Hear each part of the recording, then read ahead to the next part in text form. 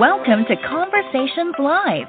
For more than a decade, we've brought you the best in books, entertainment, celebrity interviews, and current events. When the movers and shakers of the world have something to say to you, they say it to us first. Here's your host, Cyrus Webb.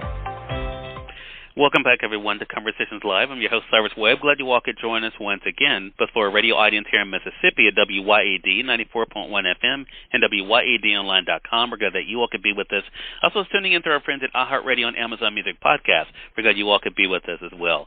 Well, I don't know about where you guys live, but school actually started here last week. So that means, of course, we're getting things ready for the kids, making sure that they're prepared. And, of course, for those, regardless really of their age, that also includes their online activity as well. If you're looking for some tips on how to be able to keep your family safe, as well as conversations to have with your kids when it comes to privacy and online, we're excited to welcome back to our program today Emma McGowan. Emma is with Avast. She's a privacy and security advocate. We're going to talk to her about the things your kids need to know as they're logging onto their devices this school year, as well as where you guys can go for more information as well.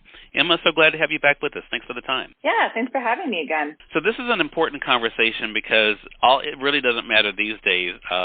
My 4-year-old cousin already knows how to unlock the cell phone. So I think it's one of those things that the kids are learning earlier and earlier.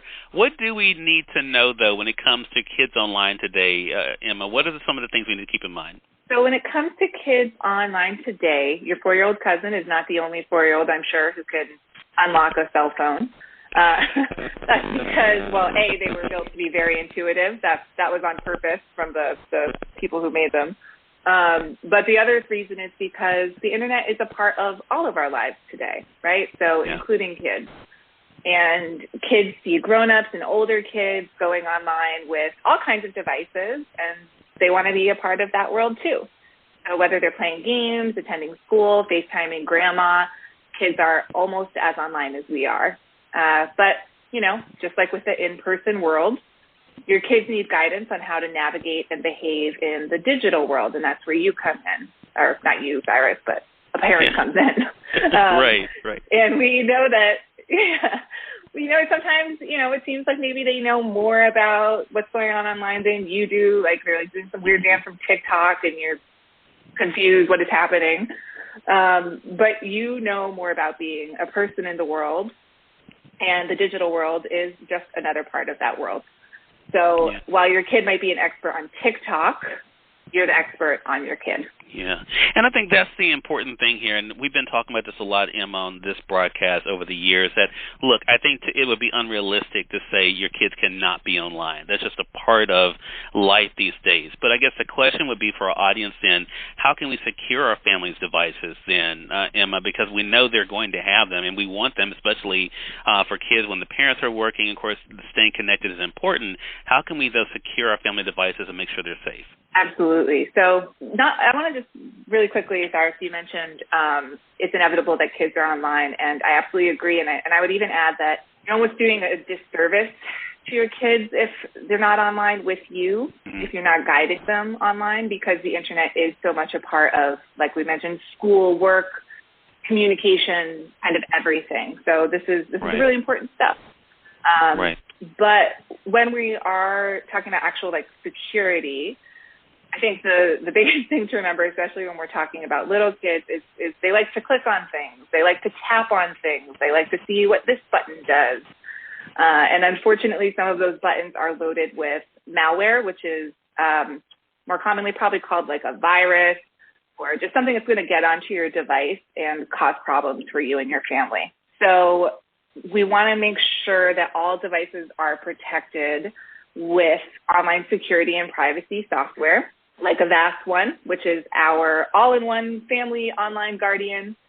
It's ready to protect you and your family with award-winning antivirus and powerful privacy performance tools, so that when you're sharing your devices, you can protect your personal and financial details from those clicks that kids might make that puts you at risk from cyber threats.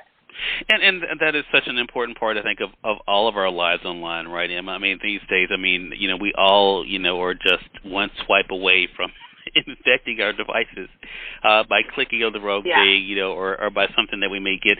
So that brings in a conversation then almost, it seems like, with the kids then, Emma. So what are some tips to share with our kids surrounding their privacy? Of course, we want to do our part, but what are some things that we can be able to share with them so that they're aware of as well? Absolutely. So when it comes to online privacy, in addition to the conversations about don't click on links, right? Don't click on links that you don't know where they came from, or even maybe if you think you know where they came from, be skeptical of links. Especially right now, I think adults are more familiar with this because we've seen a lot of social media accounts, right? You've seen your friends' social media accounts being taken over. Seems like everybody has at least one friend that's happened to. That's often from clicking on a link. So links are not great. But other online privacy stuff, with little kids, we want to talk about who's a friend, who isn't a friend, how do you know who is a friend, who isn't a friend, especially if you can't see them. And also, don't click links again. And then with middle school, just don't. Links are terrible. Right. With middle school, we're getting into social media territory, right? So age 13 is usually the limit for most of the sites, which means 11 and 12-year-olds are going to want to be on there too. So now it's time to get a little more specific about what information we do and don't share with people online, and that includes everything from your email address, your full name, your address, your birth date, even the names of your pets, because those can be used for those security questions. And cyber criminals are looking for all that information to basically kind of build a profile on you and do all kinds of nefarious things with that. And then by high school, you kind of just have to trust that you've done your job through the years and that your kid's going to make some good choices. And that's the thing. It's all about trying to do our part. And I want our parents out there to really get this too. And also those who, I don't have children of my own, but I spend a lot of time with my nephew, and we have these conversations all the time because of conversations like this with you, Emma, about things to watch out for. He's 15 now, and so of course, he wants to be able to, of course, to explore things online, but then keeping in mind the safety and privacy issues are so important. So let's then say that we're just now starting. The school year is just beginning. How can we support our child and Emma as they're starting the digital journey, if they're just now starting off, being able to get their first phone or starting to navigate life online? How can we kind of help them out in that? Mm-hmm. So on the start of a digital journey, first phone, maybe probably like middle school age, I would say, you're going to still use those parental controls that you had on your own phone and devices when they were small. By the time kids get to later middle school and high school, they're going to know how to get around parental controls.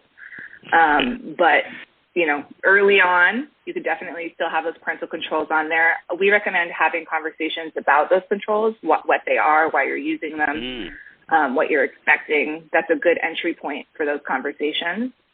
You can also set a digital schedule. So we used to talk a lot about screen time, right? But that's a little bit tricky since the pandemic when we're all online all the time. So talking about a digital schedule, which is when you use devices and what you use them for, and when you don't use devices, right? Times that are device-free. And make sure that you have those security tools implemented. Those are really your backup. That's your team behind you, making sure that everyone is protected. The final one, passwords. Always talk about passwords. And especially with younger kids, a fun thing to do, you can make it a game, like make up silly passwords, because we used to say make these long string of numbers and letters, but no one can remember those. So what we talk about now is passphrases. So 3 words that are totally unrelated. That's also a very strong passphrase. So make it a fun game with your kids, coming up with different goofy ones and get them used to making unique passwords. Love that. Some really great tips, Emma. You always come through for us. Again, everyone, Emma McGowan has been our guest, privacy and security advocate at Avast, helping you guys to get ready and safe online with your kids this school year and even beyond, I think, because these are all great tips for all of us. You mentioned, of course, what Avast has to offer. Emma, where can our audience go for more information? Absolutely. You can check out avast.com. And if you want to know more back-to-school specific stuff, we have a website for that. It's avast.com/back-to-school. And we're also running a sale on that. So it's a great time to get your security locked down. Love that. Love that. Emma, thank you again for the great work you're doing and the time today. Really appreciate it. And looking forward to speaking with you again. Yeah, thanks, Iris. Good to talk to you, too. And we thank your audience for tuning in to another great segment of Conversations Live. Until next time, I'm your host, Cyrus Webb, saying as always, enjoy your day, enjoy your life, enjoy your world. Thank you all for choosing Conversations Live. Now let's go make today amazing. Take care.